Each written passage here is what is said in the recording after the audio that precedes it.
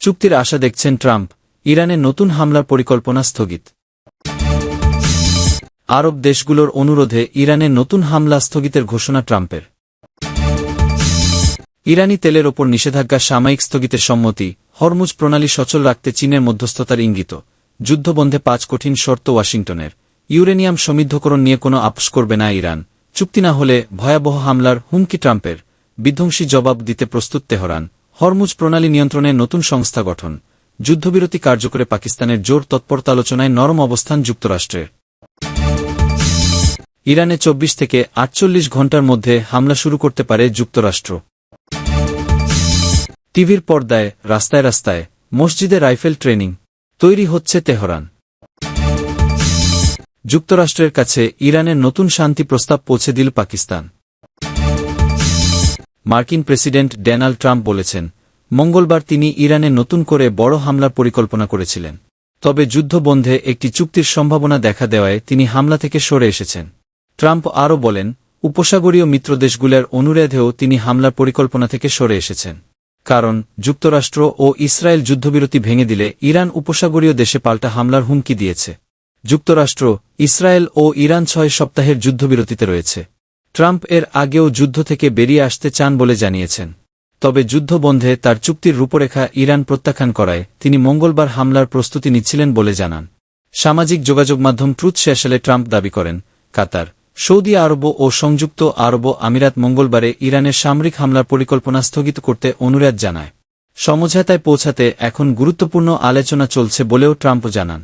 তবে ট্রাম্প আরও বলেন, মার্কিন সেনাবাহিনীকে তিনি ইরানে বড় ধরনের হামলার জন্য প্রস্তুতি রাখতে বলেছেন। যদি চুক্তি না হয়, তাহলে এক মুহূর্তের নির্দেশে হামলার জন্য প্রস্তুতি রাখছেন মার্কিন সেনারা। সিএনএনের খবরে জানানো হয়, গত শনিবার ট্রাম্প তার জাতীয় নিরাপত্তা দলের শীর্ষ সদস্যদের সঙ্গে বৈঠক করেছেন। বৈঠকের একদিন পরই ট্রাম্প হুঁশিয়ারি দিয়ে বলেছেন, তেহরানকে দ্রুত পদক্ষেপ নিতে হবে, নইলে তাদের কোনো কিছুই অবশিষ্ট থাকবে না। গত রোববার সামাজিক যোগাযোগ মাধ্যমে ট্রাম্প লিখেছেন, ইরানের জন্য সময় দ্রুত ফুরিয়ে আসছে। তাদের খুব দ্রুত এগোতে হবে, না হলে তাদের কিছুই অবশিষ্ট থাকবে না। ইরানের পক্ষ থেকে এখনও এমন কোনো ইঙ্গিত পাওয়া যায়নি যে দেশটির শীর্ষ কর্মকর্তারা পিছু হটতে প্রস্তুত। ইরানি গণমাধ্যমের খবরে বলা হয়েছে, পাকিস্তানের স্বরাষ্ট্রমন্ত্রী মহসিন নাকভি গতকাল ইরানের প্রেসিডেন্ট মাসুদ পেজেশকিয়ান সহ দেশটির শীর্ষ নেতাদের সঙ্গে বৈঠক করেছেন। যুক্তরাষ্ট্র ও ইরানের আলোচনায় প্রধান মধ্যস্থতাকারীর ভূমিকা পালন করছে পাকিস্তান। ইউরেনিয়াম সমৃদ্ধকরণ নিয়ে কোনো আপোষ করবে না ইরান। ইউরেনিয়াম সমৃদ্ধকরণের অধিকার নিয়ে কোনো প্রকার আলোচনা বা আপোষ করবে না ইরান, বলেছেন দেশটির পররাষ্ট্র মন্ত্রণালয়ের মুখপাত্র ইসমাইল বাঘাই। এ প্রসঙ্গে তিনি বলেন, আলোচনা বা আপোষ করার মতো বিষয় এটি না। নন প্রলিফারেশন ট্রিটির এনপিটি আওতায় ইরানের ইউরেনিয়াম সমৃদ্ধকরণের অধিকার স্বীকৃত। এনপিটি একটি আন্তর্জাতিক চুক্তি, যার লক্ষ্য পারমাণবিক শক্তির শান্তিপূর্ণ ব্যবহার নিশ্চিত করা। এই চুক্তি অনুযায়ী বিশ্বের দেশগুলো শান্তিপূর্ণ উদ্দেশ্যে পারমাণবিক শক্তি ব্যবহার করতে পারে, তবে অস্ত্র তৈরি নয়। মার্কিন যুক্তরাষ্ট্র ও ইরানের মধ্যে শর্ত আদান প্রদানের বিষয়ে এক প্রশ্নের জবাবে ইসমাইল বাঘাই বলেন, ইরানের দাবিগুলো পরিষ্কার। তার ভাষায়, উদাহরণ হিসেবে তারা ইরানের জব্দকৃত সম্পদের ওপর নিষেধাজ্ঞা তুলে নেওয়াকে নিজেদের শর্ত বলছে, কিন্তু আমরা এটিকে আমাদের ন্যায্য দাবি হিসেবে দেখি। তিনি আরও বলেন, আন্তর্জাতিক অঙ্গনে যুক্তরাষ্ট্র আর বিশ্বাসযোগ্য নয়। চুক্তি না হলে ভয়াবহ হামলার হুমকি ট্রাম্পের। বিধ্বংসী জবাব দিতে প্রস্তুত তেহরান।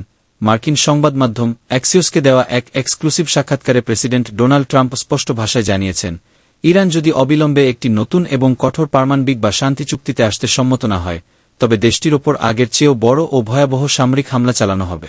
ট্রাম্প হুঁশিয়ারি দিয়ে বলেন, ওয়াশিংটন একটি নির্দিষ্ট এবং কার্যকর চুক্তি নিশ্চিত করতে চায়, তবে ইরান এখনও সেই সমঝোতার অবস্থানে পৌঁছাতে পারেনি।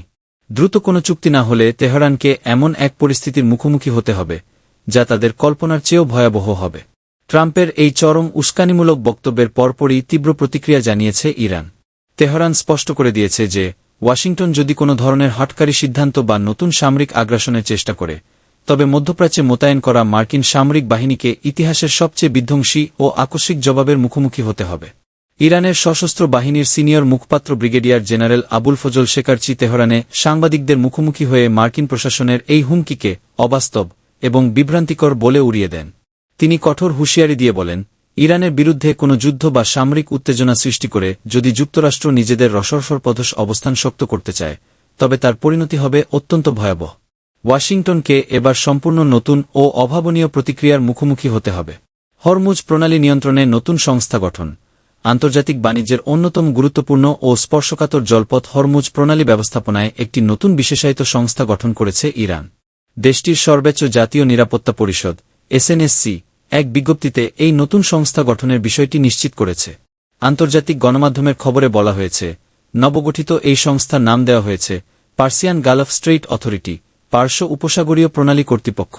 ইরানের সর্বোচ্চ নিরাপত্তা পরিষদ তাদের সোশ্যাল মিডিয়া হ্যান্ডেলে এক পোস্টে জানিয়েছে, এই নতুন সংস্থাটি হরমুজ প্রণালীর সার্বিক কার্যক্রম, নিরাপত্তা এবং সর্বশেষ পরিস্থিতির ওপর রিয়েল টাইম বা তাৎক্ষণিক তথ্য ও আপডেট সরবরাহ করবে। যুদ্ধবিরতি কার্যকরে পাকিস্তানের জোর তৎপরতা, মধ্যপ্রাচ্যে চলমান যুদ্ধ পরিস্থিতির অবসান এবং একটি টেকসই কূটনৈতিক সমাধানের লক্ষ্যে জোর তৎপরতা চালাচ্ছে পাকিস্তান। এরই অংশ হিসেবে পাকিস্তানের অভ্যন্তরীণ বিষয়ক মন্ত্রী মহসিন নকভি তেহরানে ইরানের শীর্ষ নেতৃত্বের সাথে উচ্চ পর্যায়ের বৈঠক করেছেন। অন্যদিকে পাকিস্তানের প্রধানমন্ত্রী শেহবাজ শরীফ এবং উপপ্রধানমন্ত্রী ইশাক দার আঞ্চলিক অন্যান্য গুরুত্বপূর্ণ নেতাদের সাথে সার্বক্ষণিক যোগাযোগ রক্ষা করে চলেছেন। তেহরানে 2 দিনের সফরের অংশ হিসেবে পাকিস্তানের স্বরাষ্ট্রমন্ত্রী মহসিন নকভি ইরানের প্রেসিডেন্ট মাসুদ পেজেশকিয়ান এবং পার্লামেন্ট স্পিকার মোহাম্মদ বাঘের গালিবাফের সাথে পৃথক বৈঠক করেন। ইরানের রাষ্ট্রীয় সংবাদ মাধ্যম IRNA ওজঘ জানায়, প্রেসিডেন্টের প্রাসাদে নকভি ও প্রেসিডেন্ট পেজেশকিয়ানের মধ্যকার একান্ত বৈঠকটি প্রায় 90 মিনিট স্থায়ী হয়। বৈঠকে ইরানের অভ্যন্তরীণ মন্ত্রী এসকান্দার মোমেনি এবং পররাষ্ট্রমন্ত্রী আব্বাস আরাকচি উপস্থিত ছিলেন। আঞ্চলিক উত্তেজনা হ্রাসের এই কূটনৈতিক প্রচেষ্টায় পাকিস্তানের প্রধানমন্ত্রী শেহবাজ শরীফ কাতারের প্রধানমন্ত্রী শেখ মোহাম্মদ বিন আব্দুল রহমান বিন জসিম আল থানির সাথে ফোনালাপ করেছেন। কাতার এই সংকট নিরসনে ইসলামাবাদের মধ্যস্থতা উদ্যোগের প্রতি পূর্ণ সমর্থন ব্যক্ত করেছে। পাশাপাশি পাকিস্তানের উপপ্রধানমন্ত্রী ইশাক দার মিশরের পররাষ্ট্রমন্ত্রী বদর আবদেলাতির সাথেও বর্তমান আঞ্চলিক পরিস্থিতি নিয়ে টেলিফোনে বিস্তারিত আলোচনা করেছেন। সূত্র তাসনিম ডন, নিউ ইয়র্ক টাইমস। ইরানে যুক্তরাষ্ট্র আগামী 24 থেকে 48 ঘণ্টার মধ্যে হামলা চালাতে পারে বলে জানিয়েছেন কাতারের দোহা ইনস্টিটিউট অব গ্র্যাজুয়েট স্টাডিসের মিডিয়া স্টাডিসের প্রফেসর মোহাম্মদ এল মাসরি। সোমবার 18 মে সংবাদ মাধ্যম আল জাজিরাকে তিনি বলেছেন, যুক্তরাষ্ট্র আবারও যুদ্ধ শুরু করবে কারণ ট্রাম্পের কানের কাছে রয়েছেন অনেক মানুষ, যারা তাকে বিভিন্ন কথা বলছেন। এর মধ্যে আছেন ইসরায়েলি প্রধানমন্ত্রী বেঞ্জামিন নেতানিয়াহু এবং ট্রাম্প সরকারের মধ্যে থাকা কট্টরপন্থীরা। তিনি আরও বলেছেন, ইরানের কাছ থেকে ট্রাম্প যে ধরনের আত্মসমর্পণ চেয়েছিলেন তিনি সেটি পাননি। এছাড়া ইরানিদের কাছ থেকে তিনি যা প্রত্যাশা করেছিলেন তাও পাননি। এছাড়া ট্রাম্প আশা করেছিলেন ইরানের সঙ্গে তাদের আলোচনা ভিন্নভাবে হবে। এর সঙ্গে চীন সফরে এবং প্রেসিডেন্ট শি জিনপিংয়ের সঙ্গে বৈঠকের সময়ও তিনি ইরান নিয়ে উচ্চ আশা করেছিলেন। দোহাভিত্তিক প্রতিষ্ঠানের এই প্রফেসর আরও বলেছেন, যুক্তরাষ্ট্রের রাজনৈতিক ও অর্থনৈতিক দিক দিয়ে ইরান যুদ্ধ ট্রাম্পের জন্য সত্যিকার একটি বিপর্যয়। যদি তিনি বিজ্ঞ হন তাহলে যুদ্ধ তার এখানেই শেষ করা উচিত, কিন্তু তিনি তা করবেন না। ট্রাম্প বর্তমান অবস্থা থেকে পিছিয়ে দেশের নাগরিকদের কাছে যুদ্ধ জয়ের ঘোষণা নিয়ে যেতে পারবেন না। গত 28 ফেব্রুয়ারি যুক্তরাষ্ট্র ও দখলদার ইসরায়েল ইরানে যৌথ হামলা চালায়। এরপর তাদের মধ্যে টানা 40 দিন যুদ্ধ হয়। পাকিস্তানের মধ্যস্থতায় 8 এপ্রিল যুদ্ধবিরতি হলে এখন পর্যন্ত সংঘাত আর শুরু হয়নি। তেহরানের রাস্তায় রাস্তায় তৈরি হয়েছে পাবলিক গান কিয়েস্কো, অস্থায়ী বন্দুক চালনা প্রশিক্ষণ কেন্দ্র। বিভিন্ন জনবহুল মোড়ে বা চত্বরে তৈরি হয়েছে বুথগুলি। সেখানে থাকছেন এরগখর বিশেষজ্ঞরা। আমজনতাকে দেওয়া হচ্ছে বেসিক ট্রেনিং। গত কয়েকদিনে এই ধরনের প্রশিক্ষণ কেন্দ্রের অসংখ্য ছবি ও ভিডিও ছড়িয়ে পড়েছে সোশ্যাল মিডিয়ায়। আমেরিকা ও ইসরায়েলের সম্ভাব্য যৌথ সামরিক হামলার আশঙ্কায় এবার দেশের সাধারণ নাগরিকদের রাইফেল চালানো ও অস্ত্র ব্যবহারের প্রশিক্ষণ দিতে শুরু করল ইরান। আর এই প্রশিক্ষণ শুধু রাস্তার মোড়ে মোড়ে গজিয়ে ওঠা অস্থায়ী বন্দুক প্রশিক্ষণ কেন্দ্রগুলির মধ্যেই সীমাবদ্ধ নেই। ইরানের সরকারি টেলিভিশনে পর্যন্ত রাইফেল চালানো শেখানো হচ্ছে। সম্প্রতি ওফোগ নামে সেখানকার এক সরকারি চ্যানেলের এক লাইভ শোতে দেখা গিয়েছে এরগখর এক কমান্ডারকে। তার মুখ অবশ্য মুখোশে ঢাকা ছিল। ওই কমান্ডারের থেকে অস্ত্র প্রশিক্ষণ নিচ্ছিলেন সঞ্চালক হোসেন হোসেনি। বন্দুকের সেফটি লক কিভাবে খুলতে হয়, কিভাবে ট্রিগার টিপতে হয় দেখাতে গিয়ে লাইভ টিভিতে স্টুডিওর ছাদ লক্ষ্য করে একটি গুলিও ছোড়া হয়। অন্য এক চ্যানেলে মবিনা নাসিরি নামে এক উপস্থাপিকাকে হাতে অ্যাসল্ট রাইফেল নিয়ে দেশের জন্য প্রাণ উৎসর্গ করার বার্তা দিতে দেখা গিয়েছে। আল জাজিরার রিপোর্ট অনুযায়ী বিভিন্ন শহরের মসজিদেও আমজনতার জন্য ছোট অস্ত্র চালনার প্রশিক্ষণ শিবিরের আয়োজন করা হচ্ছে। না করেই বা উপায় কি? চীন থেকে ফিরেই ফের ট্রাম্পের মনোযোগ গিয়ে পড়েছে ইরানের উপরে। ট্রুথ সোশ্যালে তিনি লিখেছেন, ইরানের সময় ফুরিয়ে আসছে, দ্রুত চুক্তি না করলে তাদের আর অস্তিত্ব থাকবে না। দ্য নিউ ইয়র্ক টাইমসের এক রিপোর্টে দাবি করা হয়েছে, ইরানে ফের আকাশপথে হামলার জোরদার প্রস্তুতি শুরু করেছে আমেরিকান প্রতিরক্ষা দপ্তর। তেহরান ও ওয়াশিংটনের মধ্যে যুদ্ধের উত্তেজনা ফের চড়তে শুরু করেছে। অন্যদিকে ইসরায়েলও হামলার প্রস্তুতি নিচ্ছে বলে শোনা যাচ্ছে। ভূরাজনৈতিক বিশ্লেষকদের মতে ট্রাম্পের এই চরম বার্তার পরেই ইরান দ্রুত এই পদক্ষেপ করা শুরু করেছে, যাতে আপৎকালীন পরিস্থিতিতে সাধারণ নাগরিকরা রাইফেল বা অন্য কোনো ছোট অস্ত্র হাতে তুলে নিতে পারেন এবং তা সঠিকভাবে চালাতে পারেন।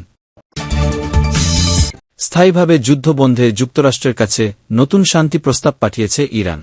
মধ্যস্থতাকারী দেশ পাকিস্তানের মাধ্যমে এ প্রস্তাব পাঠানো হয়েছে। বার্তা সংস্থা রয়টার্সের একটি প্রতিবেদনে এ তথ্য জানানো হয়েছে। প্রতিবেদনে বলা হয়েছে, নতুন এই প্রস্তাবের শর্তগুলো অনেকটাই আগের সেই প্রস্তাবগুলোর মতো, যেগুলো ওয়াশিংটন আগে প্রত্যাখ্যান করেছিল।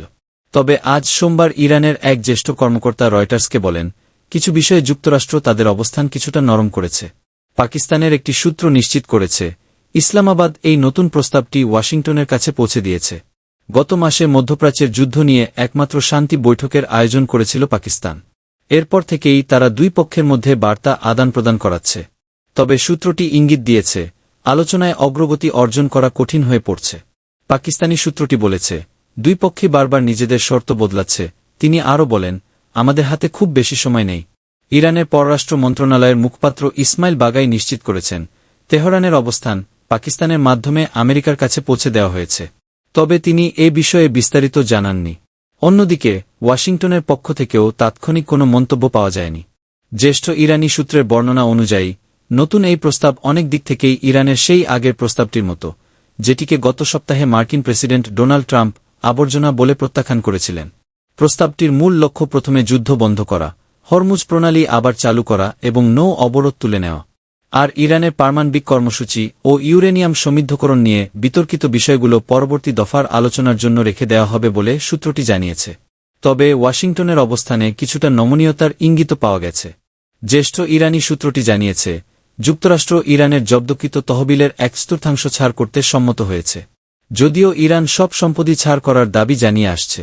সূত্রটি আরও বলেছে, আন্তর্জাতিক আণবিক শক্তি সংস্থার তত্ত্বাবধানে ইরানকে সীমিত পরিসরে শান্তিপূর্ণ পারমাণবিক কার্যক্রম চালিয়ে যেতে দেওয়ার বিষয়ে যুক্তরাষ্ট্র আগের তুলনায় বেশি নমনীয়তা দেখিয়েছে।